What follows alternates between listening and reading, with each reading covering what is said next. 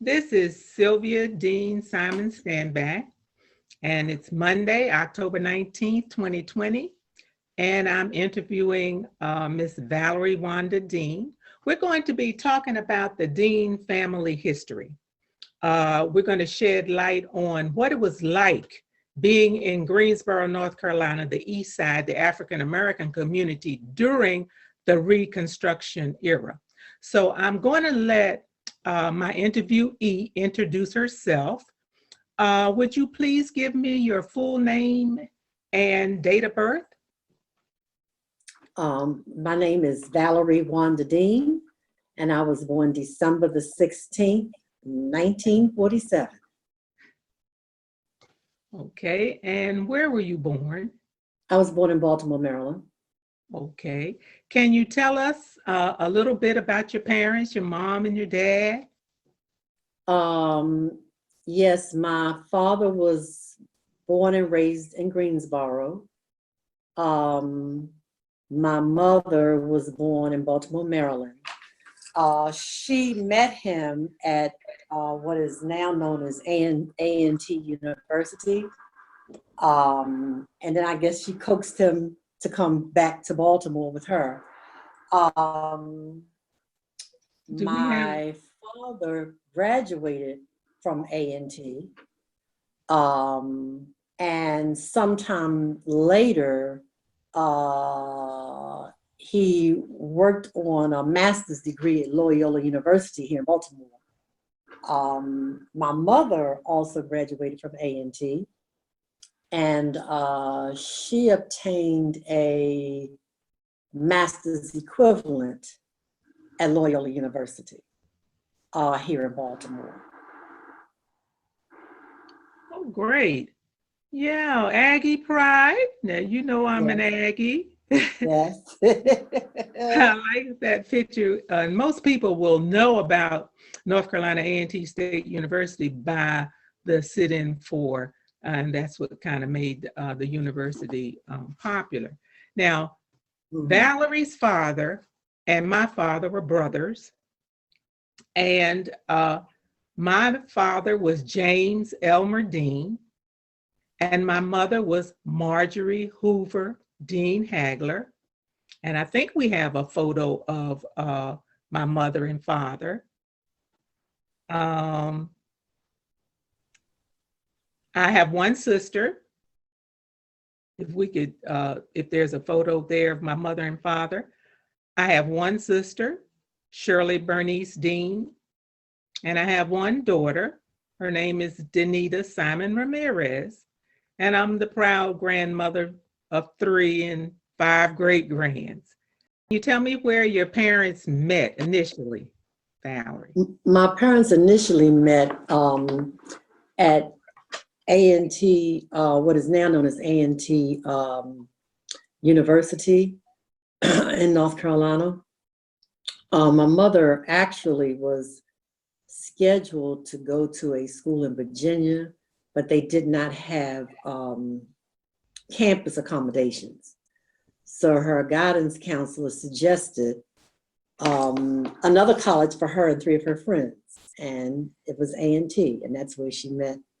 That's where she met my dad, and I guess they fell in love, and she convinced him, I guess, to come back to Baltimore, Maryland, because that's where my mother was born.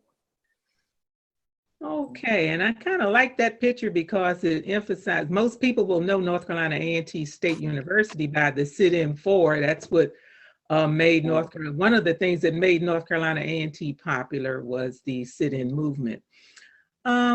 So after your parents graduated from North Carolina A&T, and they both went back to Baltimore, can you tell me a little something about how they, their employment, that sort of thing? My father was employed by the United States Post Office. That wasn't his aim. He had applied for other jobs, but the stumbling block he ran into was he was African American. So either he could not get the job, or he was told he was overqualified for the job because he had a college degree. And one thing that he observed was you could come out of high school, you could be white and come out of high school and get a job that he couldn't get with a college degree. So I guess after all of that runaround, he was able to get employment at the United States Postal Service in Baltimore, Maryland. My mother, when she graduated, she had majored in history and business. And she had a difficulty getting a job because the assistant superintendent of the Baltimore City school system told her, I have many openings, but not for an African American. So he said as soon as something became available at Douglas High School, which was the Black high school in Baltimore, you know, he would be able to place her and her three friends. You know, they all went into education. And finally, she did get a job working at Douglas High School for a while. And she stopped working for a while, for maybe about the first 5 years, to stay home and raise me. And then she slowly got back into the workforce. She was the bookkeeper for a African-American appliance repair shop off of the famous Pennsylvania Avenue in Baltimore. And then she taught night school. And then at some point, she just went back into teaching full time. Okay. Valerie's father and my father were brothers. And my father was James Elmer Dean, and my mother was Marjorie Hoover Dean Hagler. And out of that marriage, 2 girls. I have one sister, Shirley Bernice Dean, and I have one daughter, Denita Simon Ramirez, and 3 grands, and I also have 5 great grands. I don't know. Later, we'll see a picture, a photograph of my daughter as we go on into the interview. Valerie was our family historian, and she did a beautiful job of getting our family history together. Valerie, can you tell us a little bit about how you managed to find all of this information about the Dean family and going back as far as, I guess it was even into the Reconstruction era? Mm-hmm. Well, I initially gathered information by actually interviewing some of the family members. And my girlfriend and I, we went to the National Archives over in Washington, D.C. Actually, we didn't start in Washington. We went to, they have a branch in, I believe it's College Park, Maryland. And we went there to investigate our genealogy. And we were informed that we had to go downtown Washington, D.C. And the good thing was there was free parking. So it was better to be there than it was to be downtown, because it was free parking. And they had a shuttle that ran like every hour. And we visited twice. And it was back in 1994. So I can just remember large rooms with lots of ledgers. And of course they were in alphabetical order. And the ledgers that I pulled had, my information was gathered from the 1900 United States Census and the 1880 United States Census. And it showed information on our great-grandfather, which was James Monroe Dean. And they would list they would call a head of household, they would list the wife. And it showed that he had 8 children. They listed all of their names. And I guess based on the information that they had, they were able to give some of the occupations of the individuals. I was able to find some land records I found a deed where property was obtained by our Aunt Laura, and also a deed to Providence Baptist Church, which was the family church, the church where our grandmother attended. I think one thing, two incidents there that I found, one was funny, one was not so funny. After, doing our research, unfortunately, my girlfriend could not find a lot on her family. She found something about an uncle in North Carolina, but she couldn't find a lot. So before we left, the second day we were there, they had a department where you could go and find out about your ancestors that came over, immigrants that came over to Ellis Island. And she said, I'm going in here, and she said, because I'm going to find some information about my ancestors on the slave ships. I said, Janice, they're not going to have any of that information. Oh, yes, I'm going. So we go in the room, and the people that were ahead of us, I remember it was an Italian couple, they were able to get information, and they gave them these ledgers, and they went over to another table, I guess, to do their research. And my girlfriend, she proudly stepped up to the counter, and she said, I am looking for information on my ancestors that came over on the slave ships. And the lady just looked at her kind of dumbfounded and said, we don't have that. So, both of us, we left, we kind of laughed about it. And then the other thing I'll always remember, that when we left, there was an African-American security guard at the front door. And he said to us, he said, did you find anything? So Janice said, she said, very little. And I said, I did manage to find, some information. And he just hung his head and he said, they don't have anything on us. He said, if you go beyond 1865, it's not going to be that much, for many of us. So, but it was very, very interesting, and we really had a great time. Well, Valerie, how did you manage to find the information you mentioned about James Monroe Dean Sr., his mother and father, who they were? It was on ledgers, and it was like on little cards. Well, what did it say about James Monroe Dean Sr., his mother? After they named his wife, his children, then there was a column you would go all the way over, and you would see he owned a brickyard. No, we want to go back further than that. I think when I looked at the history that you did, it somehow or another, we found out that his mother was white. Okay, I'm talking. Okay. Well, now a lot of that information I got from an article that our one of our family members did, Margaret Dean Freeman. She did, and it's documented that our great-grandfather his mother was white. His father was a slave. And she gave him land. He was born in Ashboro. And then that was in the archives. He was born in Ashboro. And he was born in 1834.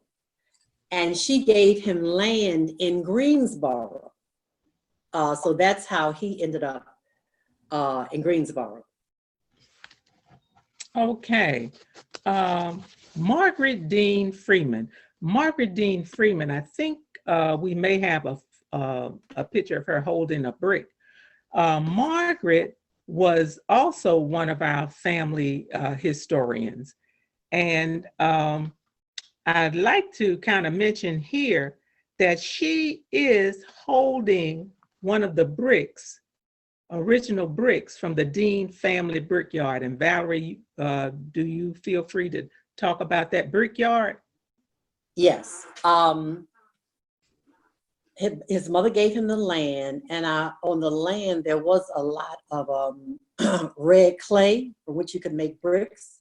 Oh, So I guess that's what gave him the idea to go into the brick making business. And it should be noted that he was a free issue slave before the Reconstruction era. And that was a little unusual. You know, a lot of slaves were freed after the Reconstruction, but he was a free issue slave before the Reconstruction. He had the brickyard, and the bricks that he made from that brickyard were donated, were used. He attended St. Matthew's United Methodist Church, and their first structure was made from the bricks from his brickyard. Also, some of the early structures of A&T, which that was so long ago, they are no longer in existence, but the bricks from his brickyard were used for some of the early structures at A&T and for many of the areas, for many of the structures in Greensboro, period. I think our Margaret, in reading some information from her, she wasn't 100% sure if the bricks were used to help build Provident Baptist Church, which was our grandmother's church. okay. But later on, we found out that it was actually true, since the Dean Brickyard was the only brickyard at the time in the Triad area.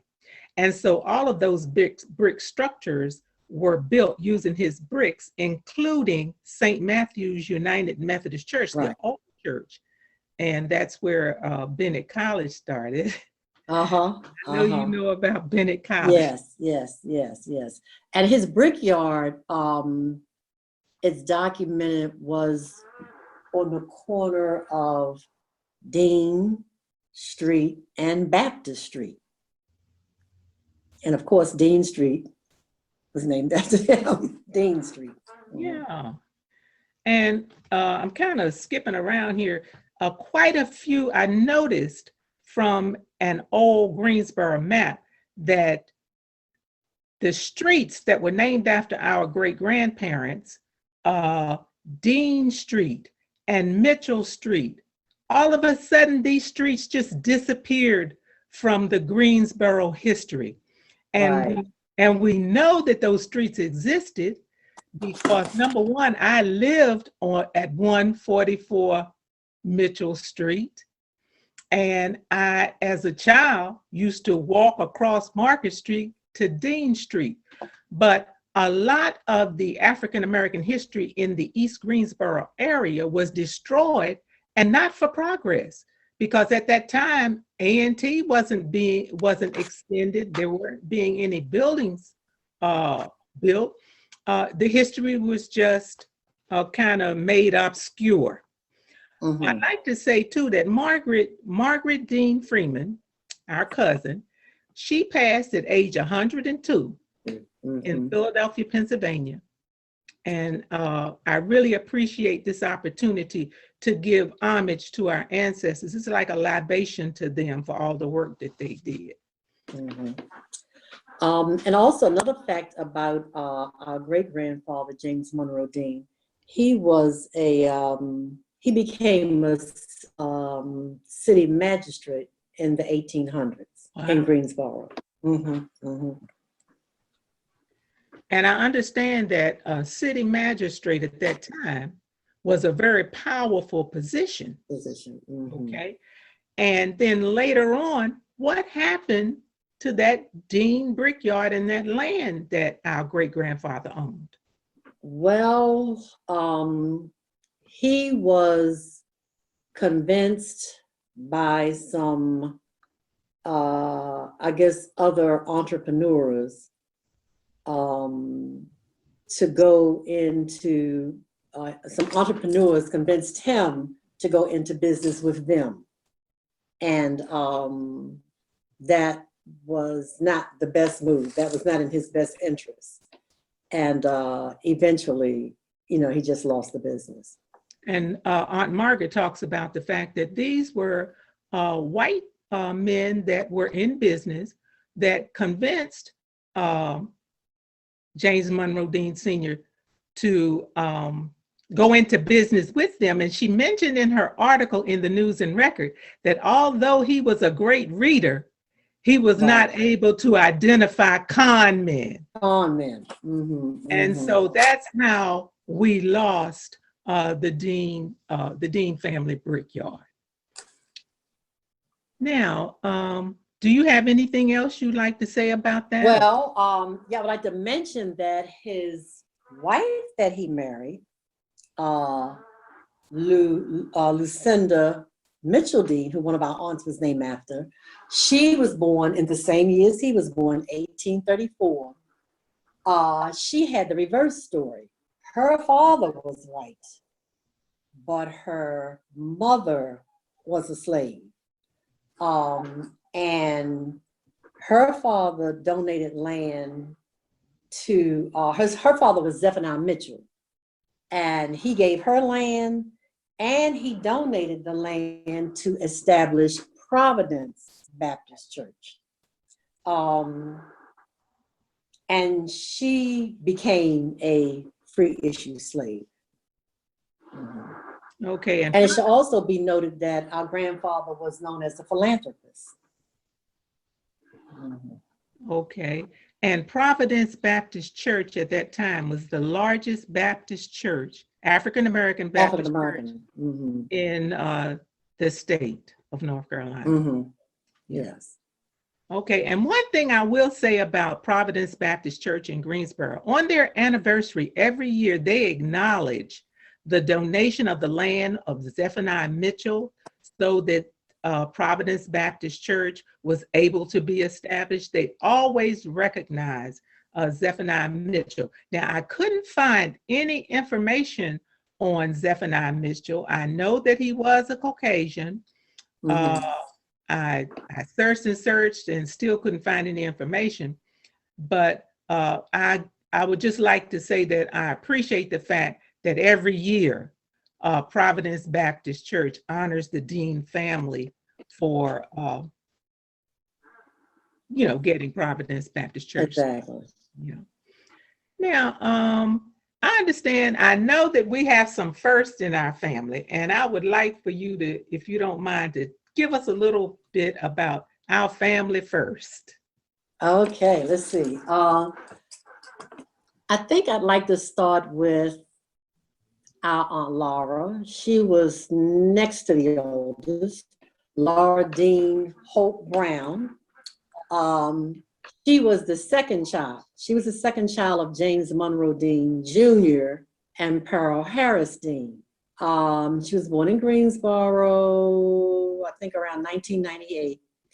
She was the first African-American reading specialist of all the Greensboro schools. And our cousin has reported that that made her the first African-American reading specialist in the United States.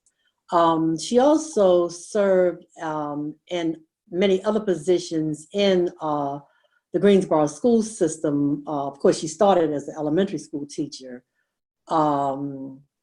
And she also was a supervisor in the Greensboro school system. But her first was being the African-American reading specialist. Okay, now I want to say that she was born in 1911. I'm sorry. She died in 1998. I'm sorry. You're right. She was born in 1911. She died in 1998. Correct. Okay. Thank you. Okay. Another first was her son, which means apples don't fall far from the tree. Her son was Dr. Willard Holt Jr. He was the son of Laura Dean Brown and Dr. Willard Holt, which was Aunt Laura's first husband. He was born in Greensboro. He was a graduate of James B. Dudley High School in Greensboro. He has many firsts. He was the first African-American resident doctor. He was the first African-American intern at St. Joseph's Hospital in South Bend, Indiana, where he was also named Intern of the Year. He was the first African-American resident doctor at the Henry Ford Hospital in Detroit, Michigan. He was also the first African-American chairman of the anesthesiology department in Detroit at Mount Carmel Mercy Hospital. And lastly, he was the first African-American to be elected to be president of the medical staff at Mount Carmel Mercy Hospital in Detroit. Okay.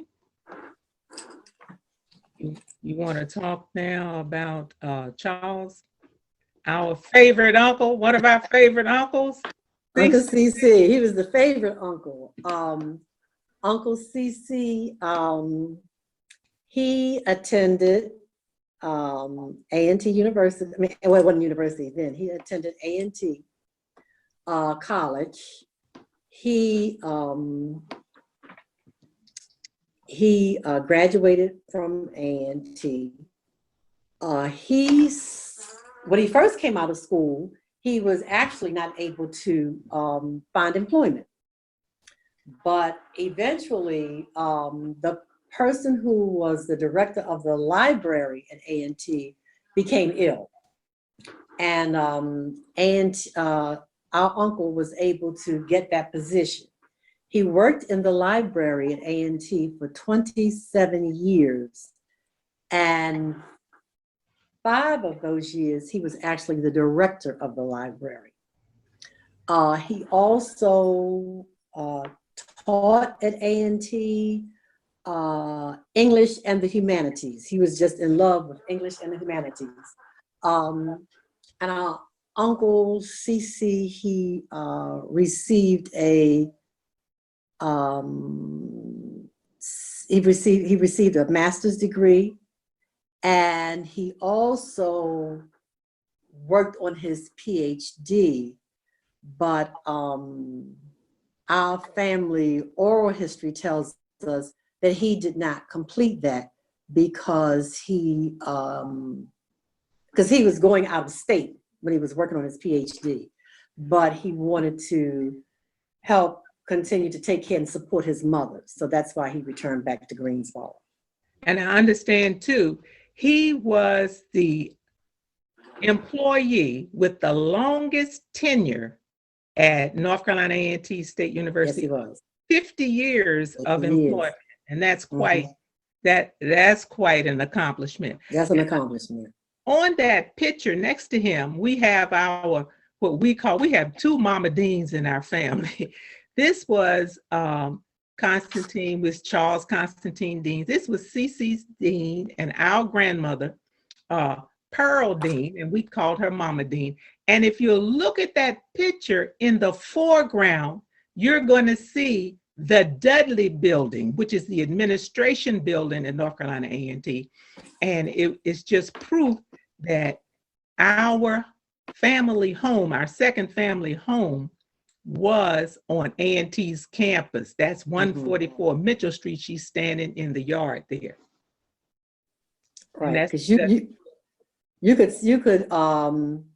could be at the house and just look right over at A&T's campus. Yes.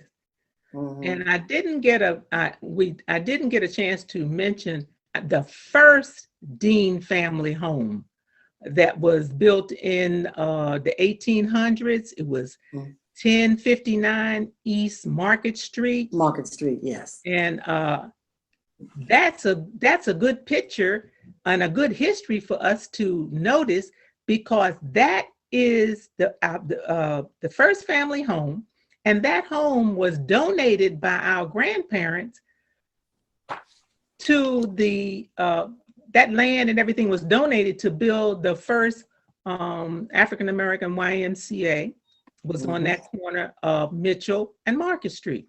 And that was our first family home right there. And I mean, it's just amazing at how large it is.